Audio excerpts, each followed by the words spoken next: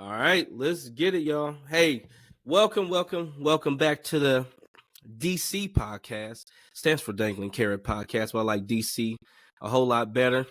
And the guy I have on right now is no stranger.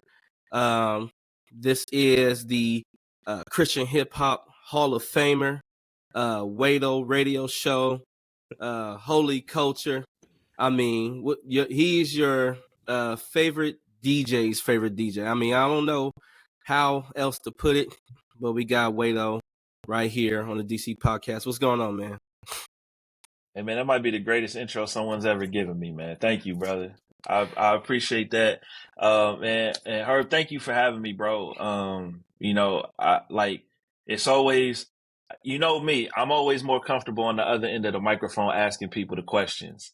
But it is an honor when people want to ask you questions. And so I'm thankful to be here, bro. And really, man, I'm just thankful for what you're doing. And more importantly, I'm thankful for our friendship. You know what I mean? Because you a good dude, and I'm glad we connected. Earlier this, last year, and just seeing what God has been doing in your life, man, it's been encouraging. So, man, also same here, man. Actually, you encouraged me. I don't know if you know it or not, to start this podcast because I had it on my mind, thinking about doing it, and you told me to listen to TD Jakes. You sent me something with TD talking about the multiple streams of income. And then you had me listen to the, what is that? The His and Her Money show. And on there, they were, talking to a guy who was speaking about staying in your lane and, doing what you're good at and what God has already called you to. I was like, you know what? Let me get this started, man. Let me not be afraid and let me keep going. So I appreciate that, man, and definitely appreciate the friendship. And we definitely met in a roundabout way, but I've been following this guy, y'all, for years. And sometimes you have it in your mind, you see people, but you never think you're going to meet them. Come to find out, man, he's living in my same area, y'all. And so, it was good. And shout out to Justin, man. He connected us. And Justin was on here as well. But shout out to Justin, man. Yep. And I'll tell the story how I met him. But, all things come together, man, for a reason. And, we thank God for that. But before we get started, I got some questions for you, man. So this is the first time doing it on this podcast. It's just some rapid fire questions, man, so people can get a chance to know who you are. They know. Man, you gonna start me with the rapid fire? You gonna start me with the rapid fire, brother? Rapid fire, man. I wish I had. I'm gonna download some sound effects, man. We're gonna put in some cues and stuff. But man, this is a good way for people to get a chance to know who you are and what you're about, man. So I'm gonna start you off. Light, hit you with the light questions. Then we'll go a little bit challenging. All right, so man, we're gonna start you off, man. What is your favorite breakfast? Favorite breakfast? I'm boring, man. So my normal everyday breakfast is I drink a smoothie every morning, right? Usually I drink some type of green smoothie, and so that's my thing. Now, my favorite breakfast, like if I didn't have to worry about health or none of that other kind of stuff, I mean, we going bacon, eggs, probably either waffles or French toast. You know what I mean? And orange juice. And a little bit of water, too. So I like orange juice and water. You know what I mean? You need two drinks. That's a nice breakfast right there. Oh, that's going to get you right, bro. But that's also probably going to increase the likelihood that you get diabetes or something like that. So I was going to say, it's like nap time to me. You crash on the couch after that. Yeah. All right, are you a night owl or are you an early riser? I'm definitely a night owl, but I've learned to be an early riser. I think the way my body is wired, right? Like just scientifically, I'm much more comfortable at night. However, if I want to get done the things that I need to do every day, I got to get up early. You know what I mean? And so I'm, 5:30, 6 a.m. I'm out to bed every day. I feel that, man. I definitely feel that. All right. Now, people may assume the type of music that you like, given the genre that you DJ, but what is your favorite type of music? So I will answer that question by saying, what is the music that I listen to the most? Easily lo-fi hip hop. Easily lo-fi hip hop. Easy. I grew up, so my dad was a big jazz head, right? So I've always liked musicality in the music. I love Christian rap. Like, don't get it twisted. Like, that is a real thing. You can't do what I've done for as long as I have and not love Christian rap. But Absolutely. just, if you're asking me, what do I listen to the most? I mean, you come into my office at work, you come in here, it's always lo-fi hip hop playing. And so it's just the vibes. So, yeah. Yeah, your office got the right feel for a lo-fi hip hop type of deal, man. I don't know if y'all can see man, that behind us. Look at that, the trees. If y'all on the pod, you can't see it, but you got the trees in the back, man. Photography ready, man. I'm telling you. Yeah. What was your last vacation? Last vacation you took? Last vacation. See, that's the problem. I don't take a lot of vacations. We went to one of the North Carolina islands. We went to Emerald Isle. My family did. And so that was before the pandemic. We actually haven't taken what I would call like a full out vacation. We've taken trips. Like, we've done family reunion. We've been back up to Jersey. We've been to Ohio to visit family. We haven't taken an all out vacation since pre-pandemic. And so, but yeah, we enjoyed Emerald Isle, man. You know, so. What's it called? Emerald Isle? See, I haven't been there yet. It's called Emerald Isle. Yep. Okay. Yeah, it's probably about 2 hours, 2.5 hours from Raleigh, straight east towards the coast. And it's nice. Get the jet skis going out there, and, it's a nice spot. Man, we found an Airbnb that was kind of right on the water, and it was cool. It was a good family vacation, man. Nice. Yep. Nice. See, we're gonna have to check that out. Check wife and the other one. So Emerald Island, write that down. All right, real quick, last two. If there was a name, because we already know you got your name, right? You made your living from it. But if there's any other name that you could have had that you always wanted, what would it be? Would it be Shabazz? Jason. Would it be Jason? Easy, man. That's Jason. Yeah, I always Jason, like that name. Yeah, and I like this so much that my younger son, that's his middle name. Right, so we have a pattern with our kids. They all have the initial NJ, and so his middle name is Jason. And so, I was able to convince my wife that was a good name, and it's biblical. Like, there's some biblical precedent to it as well. And so, yeah. But I always just like that name, and I'm a plain guy, man. I didn't need nothing complicated, but Jason is definitely, yeah. Okay, Jason. All right, last one. The TV's on. What's playing? So, the Lakers, if they're on, is playing. The Eagles, if they're on, that's playing. If it's Friday night and my kids have gone to bed, okay, whatever is the latest Power is playing. I love Power. But the thing that I probably watch the most, people will probably not think, and some of this is just where I am in life right now. I love watching luxury home tours on YouTube.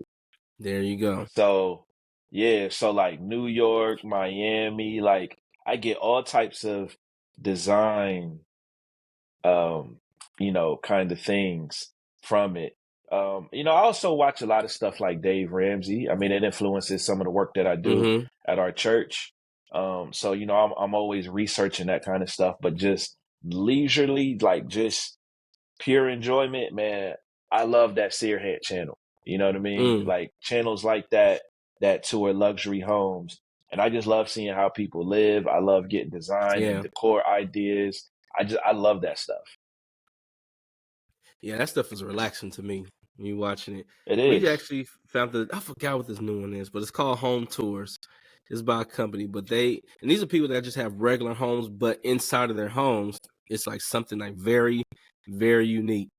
But yeah, I know what you're talking about. It's called called Home. I know exactly what you're talking, because we watch that too. I mean, I watch all of them, bro. I watch all of them. So yeah. So that's on. So there you go, man. You survived, man. Rapid fire questions, man. It wasn't that hard. Nice. Just kind of got you stumped on the breakfast at first, but you're good. So Listen, for those who don't know, all right, again, he is the pillar of CHH.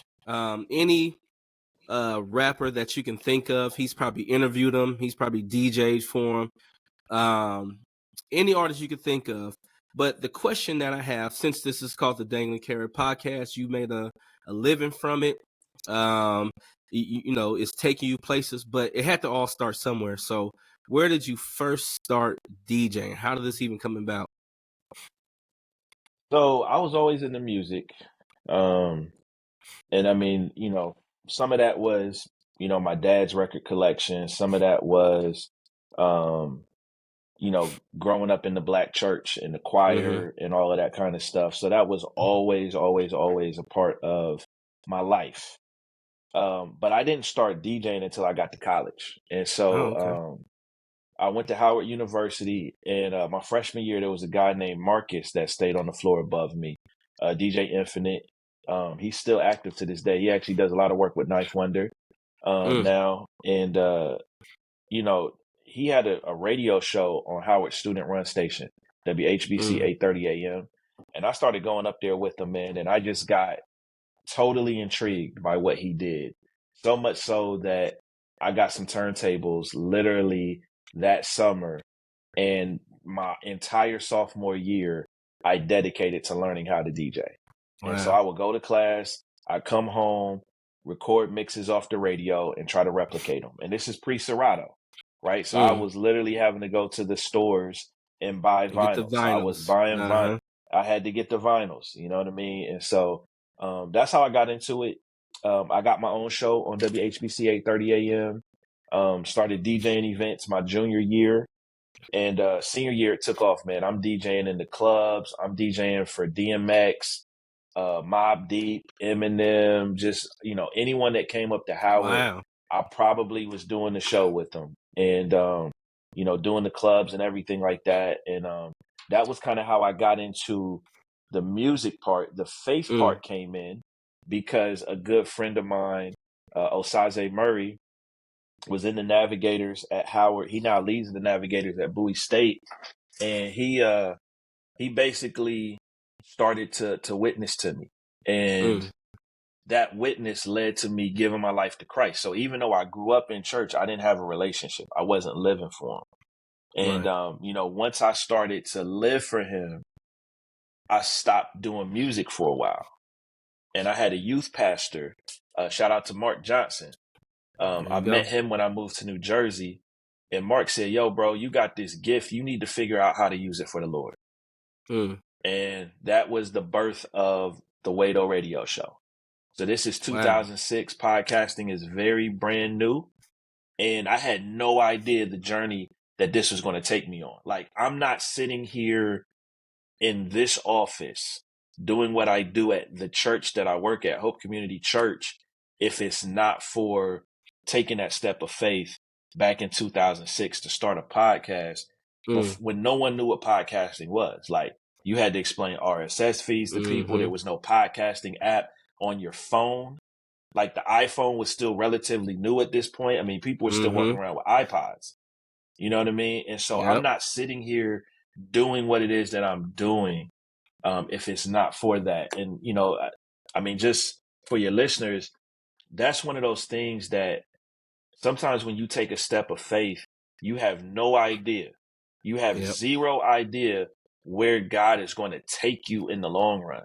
And so I have a privilege to work with a team of people on this thing called Hope in Real Life at my church right now. And, you know, we're podcasting, we're building apps, we're trying to reach people in really different and creative ways.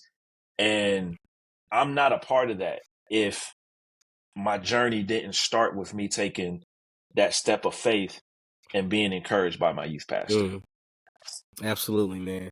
Absolutely. And it's crazy how, you know, the Lord will open the door for one thing, and then before you know it, you don't know the next things that you're walking into.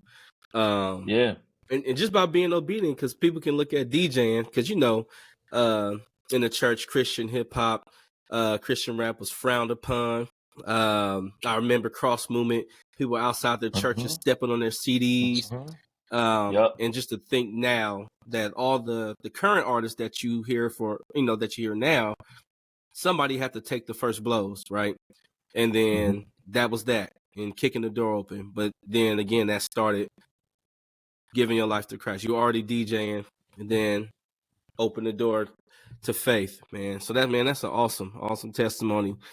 But so you've been in different places. Who are some of the people now in CHH that you had a chance to work with?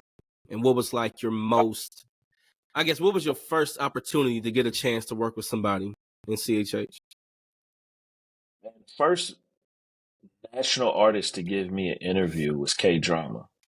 And it's funny because we're getting ready to get inducted into the Christian Hip Hop Hall of Fame together. Right? Oh, like nice. We're in the same class. So that I don't even know if he may remember that. We go back a ways. I'm gonna tell you how crazy this is, right? So I grew up in Columbus, Ohio. I was living in Newark, New Jersey at the time. And I was in town in Columbus. I just started my podcast, and I was in Columbus, and he was doing a show. Now, this is about to blow your mind when I'm about to tell you this lineup. It was K Drama, it was D Mob, it was the Elevationists. The Elevationists was Kristen Gray and Taylor Gray. And I feel like there was one more person in that group, right? They were opening up, right? So that was the first time I met Chris and Taylor that night. I interviewed K Drama. They were performing in this mall. I literally interviewed him in the hallway, like this little side hallway of this mall, Scarborough Mall, out on Bryce Road in Columbus. And he was the first national artist to give me an interview. And then that was like episode 6 of the wadeoradio show, right? So so there was that. Then there was I started getting bigger, like big name artists after that. Like that kind of started it. Like I remember I did one with, like I had like 4 podcasts in a row because I went to this one show and all of these guys were there. The Truth, JR. I met Alex Medina that night. There was just a bunch of people were doing a show in New York. Then the episode that really exploded my podcast was episode 29. I'll never forget it. Now, I have over 500 episodes of the podcast, so right? We gotta so go I'm back. Just, I'm just giving y'all a little history right now. We gotta go episode back. 29. Episode 29 was with Tone. And Tone was the biggest name in gospel music at the time. It was him, Kurt Franklin, Donnie McClurkin. All the youth groups was playing his stuff. Yeah, Tone. Come on, man. Make Me Over was like, Make Me Over was the one. Like that was gospel radio, but then he had this whole hip hop vibe or whatever. And long story short, man, he had put this record out called The Naked Truth. He had started cursing. He had went through some really tough times in his life. His dad passed away. They made him take over the church. He didn't want to take over the church. It was just his personal life, his professional life was a mess. And for many of us, when we go through things like that, we don't know how to deal with it and respond. And he's always dealt with adversity, drama, stress, whatever through his music. So he puts this song out called The Naked Truth, and he's cursing in the song. Record label drops him. People start distancing themselves from him. Long story short, I get an interview with him. And he wasn't talking to anybody. And I didn't know him at the time. I just literally reached out to him. That thing exploded everywhere, bro. Wow. And that was the time I decided to start doing wadeoradio full time. And that was the time that things just started moving in a whole different direction. You know what I mean? Like I did some interviews with Cross Movement shortly after that. I had just did an interview prior to that with Lecrae and Trip Lee. They had Jesus music out at the time. And so there were just things that were happening during that season that just propelled things into a different stratosphere. And it was nothing I could have planned. Like, if I tell you how this thing was coming together, like, man, I was living in a 1-bedroom apartment. Me and my wife had a kid at the time. We didn't have a lot of money, and God was just using it. And sometimes I think back to that and I'm just like, man, I don't even know how you did what you did with what we had. We literally gave God 2 fish and 5 loaves, bro. Literally, bro. Wow. Like, I was recording on a $100 microphone for years. I didn't have any experience editing audio, man. I still to this day do my interviews in GarageBand. To this day. You know what I Wow. mean? It was like never no big Pro Tools budget, none of that. I mean, bro, and it's like God just kept using it and using it. Like, it was unpolished, but he just did what he did. You know what I mean? So, man, that's just goes to show, because when you're looking from the outside in, you're like, man, he got it all together. Look, he got these connects. Look, look who he's interviewing. Look, the places where you get a chance to go.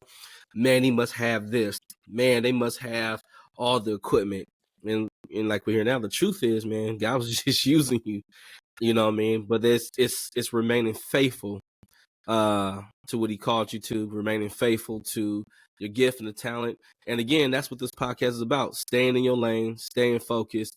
And I hear a little bit of the grind story. So people looking at the success, but what was the challenging time have you ever thought about quitting at any point in time leading into this? man, I thought about quitting so much. I actually quit a couple times, and the Lord told me to keep going. Wow. Yeah. So, yeah, the first time I actually quit, was in 2008. So I've been going about a year and a half, and actually, it's like the end of 2007. My wife wasn't my wife at the time. We were dating, and she got pregnant, right? And so I was just like, oh my God, I can't do ministry anymore. I'm disqualified. You know what I mean? And so, Wow. I quit for a season. Second time I quit was 2012. It was around there. I was just getting burned out. You know what I mean? I have a tendency to be a workaholic. Third time I quit was 2019-ish, Okay. 2018, 2019, just before I moved to North Carolina. Again, I was burned out. And so I still I have a daily radio show on Sirius XM. You mentioned that earlier. I'm not as active with the podcast. And one of the things that I've just learned in this season is just like, I can't do everything, and I can't stretch myself too thin. And so there you go. In this era of, man, you got to put out content around the clock. Like, I was doing that for years, right? You got to put out content around the clock. Like, I was a content creator before without IG, being a content creator. Yeah, without Facebook, just straight like YouTube, maybe some MySpace, right? A little MySpace was there. Yeah, definitely MySpace. I mean, I was using IG and all those things, but I mean, I was really focused on the podcast. Like, that was home base. Like, podcast was like, and we had a website, you know what I mean, and Twitter. But being a content creator wasn't considered a career for real until the pandemic. And by that time, I had already started transitioning out of doing this full time. And so, again, I believe God had me on the path that he had me on and made me make decisions, or allowed me to make decisions when I made them, so that I could be in the space that I'm in now. You know what I mean? And so I still do Christian hip hop, but I also work at a church that I love working at. You know what I mean? Like, I love the work that we're doing. Like, I came down here, started doing youth ministry, and then we kind of transitioned into my current role, which is leading our digital discipleship team. And it's like, nice. When that first kind of even became a thing, I started thinking about, like, man, I've been digitally discipling people since 2006. Since 2006, man. Like, that's what we did. Like, we created content designed to help people grow. And so obviously it's a different cultural context. Like, this isn't Christian hip hop that we're doing, but it's the same premise. And it's the same, man, we just want to disciple men, right? And so I'm just thankful for it, man. Again, if you're listening to this right now and you're like, man, God is calling me into something and I don't know the end result of it, and that's what's keeping you from moving forward, it's okay to not know the end. Like, 20 years ago, I had no idea I'd be sitting in Raleigh, North Carolina. What? There you go. Like I was in Newark, New Jersey. I had no idea this was a part of the journey. I couldn't see that. And if someone would have told me that, I wouldn't have believed it. But this is precisely where God wants me in this season. And, you know, some of that is because of, you know, where we started and how we started. Man, and man, if that's not a word, because I tell you what, man, being born and raised in Oakland, California, I was going to live in Oakland, get married in Oakland, die in Oakland. When I got saved, I was going to have a church in Oakland. Like, that was it. And then, and then before you know it, I'm in the cornfields of Bloomington, Illinois, where God opens up some more things. And then, just like you, I'm ending up in Raleigh, North Carolina. And then, you know, meeting some amazing people, you know what I mean? People that I didn't even think that I would run into. But again, it's that one decision, man. Staying straight, not giving up, even quitting, and then but allowing God to bring you back. And that's something interesting that you said, and a lot of people I think deal with this. You know, when they make a mistake, they feel like they now disqualified, or they're not like the rest of the ones who are out here making it. But really, you know, God qualifies the call. You know, if you call, he's the one that qualifies us. And so he's the one that's putting us in these places. And, you know, it wouldn't be us, or how dare us if we put ourselves there like we did anything, you know what I'm saying? But it's really, you know, all for him. So, man, thank you for that.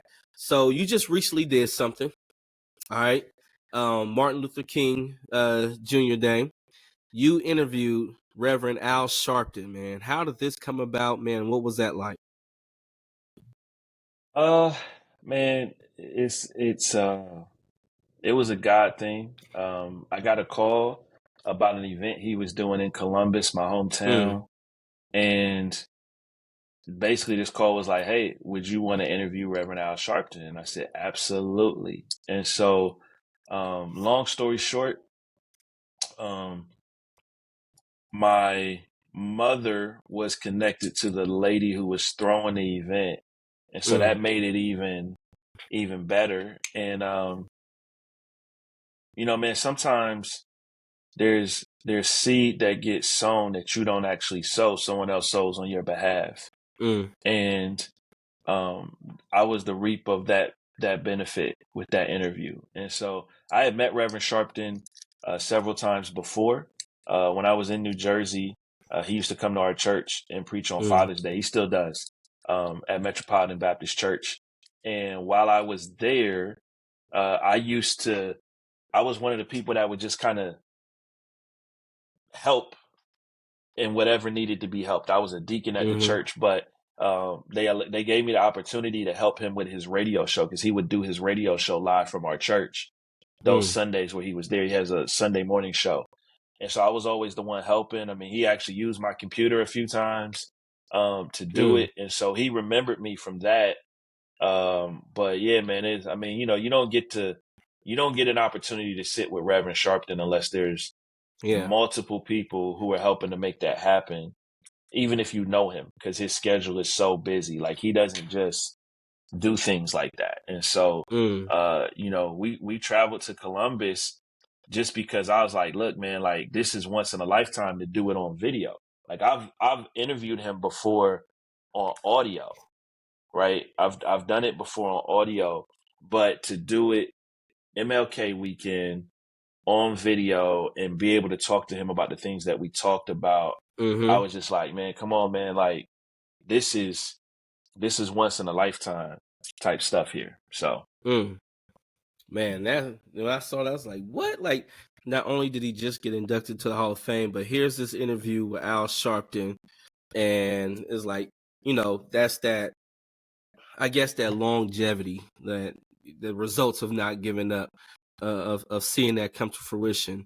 So to keep in step with the reason for this podcast is, you know, I'm pretty sure you had other opportunities in to do something else. What keeps you focused, you know, from taking your DJing from what you're doing now to being the best wedding DJ or the best, DJ on radio, and trying to really push that and chasing after all these various opportunities. But what keeps you focused and staying right in your lane? So there's a couple things, man. I didn't even mention this part of my journey, but I started off vocationally after college. I was working in corporate America. Mm-hmm. And so I think it's just a call, man. Not even being like, I just want to, for the people on video, I just want to show you this, man. I believe this book. This is a Bible. Like, so the people watching this, like, I believe this book. I believe what it says. And, the book of Proverbs just talks about how your gift will make room for you. Yeah. And there's a lot of debate about what kind of gift. Is it the kind of gift that you give a king, like a bride, or is it actually the gift and talents that God gives you? And I believe that both of those things are true, right? I know what God has put in me to do. And one of the things that I've seen him do over the course of my life is allow me to merge all of my different gifts and passions, right? So I still do my wadeoradio stuff. Like, I'm on Sirius XM every day, but my day job, I love that as well because, listen, man, I'm able to impact people in some really deep ways through ministry, through media, through all these different things. And then if I want to go and DJ and do weddings, like, I can do that. Okay. If I want to go and DJ we can bring a youth group event, I can do that. They could do many things, but they have a hard time choosing. Like, what would you say to that? That's a great question. I would say from a practical standpoint, choose one, master that, and use that to kind of fuel other things that you do, right? So for me, it was like I was really good at DJing and really good at radio. So I just mastered doing the podcast. And then when I got opportunities to do live events, I did them and knocked them out the park. When, we started the website back in the day and had blogs and all. Focus, staying on task. You was talking about the call. Knowing your purpose and mission. That's I finished the thought. Like, I finished the thought. So, okay. So knowing your purpose. Knowing your purpose, staying focused on your mission and your calling. Yep. So what would you say to those that are gifted? They could do many things, but they have a hard time choosing. Like, what would you say to that? That's a great question. I would say from a practical standpoint, choose one, master that, and use that to kind of fuel other things that you do, right? So for me, it was like I was really good at DJing and really good at radio. So I just mastered doing the podcast. And then when I got opportunities to do live events, I did them and knocked them out the park. When, we started the website back in the day and had blogs and all of that stuff, that was an outpouring of what we had already mastered with the podcast, and we'd already built an audience with it. So, I would probably just say, even if you can do multiple things, you don't want to spread yourself thin. You want to start with one thing, master that, excel at that, and then add on to that. See, that's the whole word. So, mastering this one thing, DJing is your thing, but then it allowed other opportunities. So when do you feel that you have gotten to a certain point, to a certain level, now you're able to branch out and begin radio? You're able to branch out and do interviews because you're not trying to juggle all at once. And then you talked about burnout as well. And so doing multiple things, do you think that will cause a burnout and being overwhelmed? Absolutely. I'm living proof. I'm living proof. I think when to add another thing if you're really in tune with the Lord and what it is that he really has for you, and you're prayerful consistently. You know what I mean? And then I think the other side of this is you just have to, your emotional intelligence, you have to manage that. Like, are you doing daily devotions? Are you getting enough sleep? Are you eating healthy? Are you exercising? Are you literally taking a Sabbath every week where you don't have 24 hours where you are resting and you're having a good time and you're allowing yourself to be replenished and refueled. For many people, we don't do that. And we just work because that's what society tells us to do. The Bible tells us something different. And so I just want to encourage people to read the Bible and do what it says. Take a rest. God created the heavens and the earth, the universe, everything that we know. He did it in 6 days. And he's God. He didn't get tired, but he still rested because he wanted to model to us what a Sabbath really looked like. And so that would be my encouragement. Like, you know, if I had to do certain things again, I would have been way more intentional about creating a Sabbath in my life, because the truth of the matter is that's what allowed me to get burned out multiple times. Like, looking back on it, I can say that that's what it was. Wow. And it's because I didn't rest. Yeah. And a lot of people look at rest as, you know, maybe laziness or being complacent, and as you push it on social media today, I got to grind out. I got to grind. And then before you know it, you done fizzled out, man. You done grinded yourself all the way to the ground. To anyone who has that concern, I want to encourage you to read a book. It's called The Emotional Healthy Leader. Matter of fact, hold on. See, he always got books to show you. The Emotionally Healthy Leader.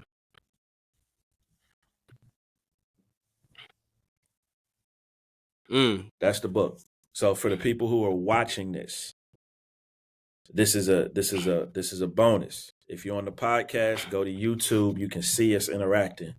But The Emotionally Healthy Leader is by Pete Scazzaro. He's a pastor out of New York. Okay. Changed my whole perspective on this. And this is okay, this is a new perspective for me. Like, this is not like I am implementing this now into my life and being intentional now. Like, this isn't something that like 5 years ago I read this book. Like, I'm literally finishing this book this week. I have 2 chapters left. I'm finishing this book this week, and it is something that, I mean, it is revolutionary. I feel like anyone who is in ministry, your entrepreneur, like, you need to read this book. The Emotionally Healthy Leader. It's that good. Yeah, it's not gonna. This isn't the book that's gonna tell you how to make $1 million or how to help lead 1 million people to Christ. This is not that book. This is not gonna tell you how to build your ministry. This is going to tell you how to care for yourself as a leader. Right. And it's like, I neglected that for many, many years. And, but I'm thankful. For what you mean, because now, like I said, that's not the culture, man. We want to, I know you love Kobe Bryant. We want the Mamba mentality, right? We want to, at all costs, man. We want to, kill it and keep going and conquer and keep conquering, man. Well, but what's the benefits of, as a leader, when you feel like you have to continue to stay on? What's the benefits of just resting and taking some time to yourself? Well, taking that time to yourself allows you, one, to think clearly, to not rush into decisions, and to ensure that you're taking time to really hear from God. Like those are some of the biggest benefits. Now, in addition to that, it allows you to take care of yourself, your physical body. It allows you to take care of your emotions, right? It allows you to take care of your spirit, right? And so I'm a big fan of the Mamba mentality. Like, I love it. But here's what I will tell you. Kobe also rested. He just may not tell you that. There's no way you can work and grind the way that he did without adding rest into your thing. So if you look at LeBron, right? LeBron sleeps in the hyperbaric chamber sometimes during the playoffs to get maximum rest. He makes sure he sleeps 8 hours a night, even though he's working out like crazy, probably in the best shape of any NBA player. And you can't be at that peak mentally, physically, emotionally, spiritually. You can't do that without rest. Like, there's no scientific anything that will tell you that you can do any of those things without rest. Like, to be at your peak. Now, you may be able to do well, but I'm saying to be at your peak, the way these guys are at their peak, man, they resting. Just because Kobe would get up at 4:30, man, that don't mean he wasn't getting into bed at 8, 9 o'clock. There you go. I mean, right? Like there you Allen go. Just Iverson think had a about burning the story candle of on like, both ends. Like I'm staying up late and I'm about Kobe to get up was early. gonna go out to the thing with us, but I didn't. He didn't. He went home and he was up early to work out. Allen Iverson was hungover. You know what I mean? And so that's the that's the thing. So it's like if you're getting up at 4:30, the question you want to ask yourself is, what time did Kobe go to bed? Yep. There you go. He was taking naps throughout the day. Like I remember one time he was talking about, he said, yo, he's like, I would work out, right? Like I would work out and then I would come home, take a nap for 2 hours, then go work out again. That's resting. You know what I mean? Like you can have that mentality, but he's still resting. So, yeah. Man, there you have it, y'all. All right, look, we got final questions lined up.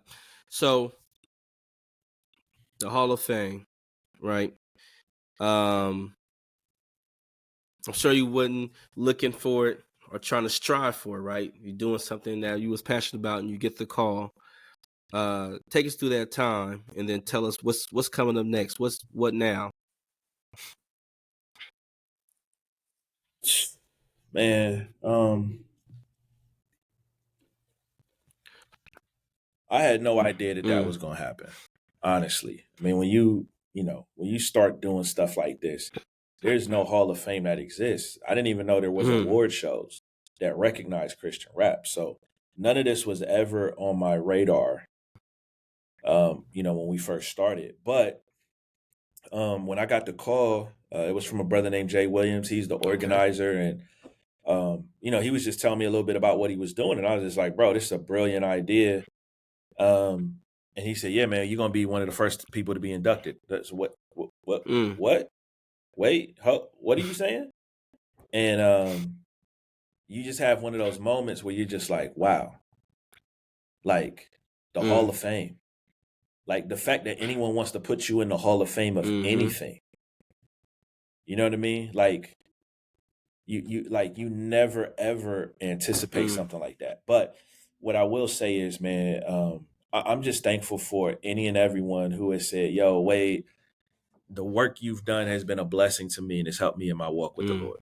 Yep. Right? Like that's ultimately what we want. And so I'm just thankful for it, man. It goes down in April 6th, I believe is the date in Atlanta, Black Wall Street. And so I'm just thankful for it, man. I'm thankful for the opportunity, thankful to just be a part of a community that's impacted so many people and be considered, one of the people being inducted into the Hall of Fame, man. Man, that is big news right there, man. So what's coming up next? What do we have going on? All right, I'm gonna give you an exclusive, man. We are in the early stages of planning a DJ Wado / wadeoradio documentary. Here we go. That just kind of tells this story, and so we've never done something like that. It's a pretty big endeavor, but I was just thinking about it, and I was just like, man, we need to not just tell the story of what I've done, but what God has done through this ministry. And so we're in the early stages, you know what I mean? But, hopefully it's something that God allows us to bring. Are we going all the way back to 2006? And that really lines up with what he got to. If we're going to do it, we're probably going to go further than that because the story starts before 2006. It's just 2006 is when it became public. You know what I mean? Man, that's big news. Let me add something to that. So I get saved in 2003, right? Didn't grow up in church at all. Didn't know anything else. And at this time, people try to let me, because I was young, listen to some gospel rap. And at that time, I was not having it. I was not having it. It was not right. It wasn't Slim right. Pickens. And I was like, okay, let me go listen to Ty Tribbett and Fred Hammond. And I got on that. And my first church was a Kojic church, Genesis Worship Center Church of God in Christ. And so you grew an appreciation for the organ and for the bass guitars and the drums, and all that stuff was just great. So it was hitting. Mm-hmm. Then spins around to 2008, I believe. And then I hear this Lecrae. And I hear it, and then instantly, for me, it's like, oh, this is worldly. What is this? What is this? What is this worldly stuff? And then, but I'm listening, and I'm like, man, but this is a lot of scripture. Like, wow, what is this? And I start digging, and I start finding out about cross movement and all that. And then I come across this DJ Wado. I'm like, man, they got DJs for this too? And I will just see the interviews and just watching it on YouTube. And that's when you really get a chance. Because again, this is before podcasts, right?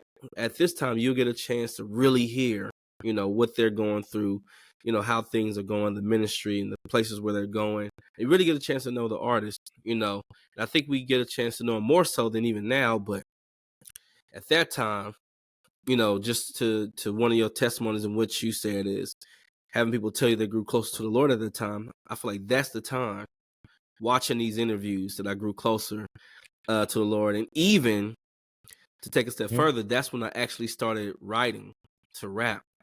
And I was like, man, like I want to do this. I want to be in these areas, impacting and get into doors that other people can't get into. Because at the time, there's a lot of young preachers, 18-year-olds acting as if they're 50. And like I knew that just wasn't me, and I identified more with the hip hop. But long story short, man, watching them interviews really, I guess, opened the door for me to be okay with, the Christian hip hop, and being okay that God is using this, and for me to do it, and to be encouraged by it. And so I just want to say, it's a shout out to you for doing that. Yeah, man. Thank you, didn't bro. know, kid. Thank you. 20-something years old in Oakland, California. I was sitting on the bed of my Bible college, man, School of Urban Missions. I was like, I want to write, and I'm watching these. I was like, man, this is it, man. And it's all shout out to you, man, for being obedient, for taking on these opportunities, man. Thank you, bro. And who would have known? Thank you. 20 some odd years later, this interview will be happening right now in the year 2004, the year of our Lord. It's the Lord, man. Yeah, absolutely. We didn't know, but God did. Absolutely, man. But again, I want to thank you for jumping on the DC podcast. I don't take this lightly, man. This is big. This is major, man. And the fact that I actually know you and know your character. This isn't just a guy that's just talking about this. This is what he really lives, and I get a chance to see it firsthand. And other people say it. Other people that know him, that is not asking him to DJ for anyone, that's not trying to, be a part of his team. These are just real, genuine people that have no skin in the game. They're saying these things about Wado. So, man, appreciate you for coming on, man. Thank you, brother. I appreciate you, man. Thank you for having Howard me. alumni buddy just walked through. So the HU alumni, absolutely, man. Nice. Thank you again, man. And y'all tune in. Listen, next week or whenever we go air another one. Got more people coming, man. Appreciate y'all. God bless. You out. All right. Hey, I see you, bro. I need to run.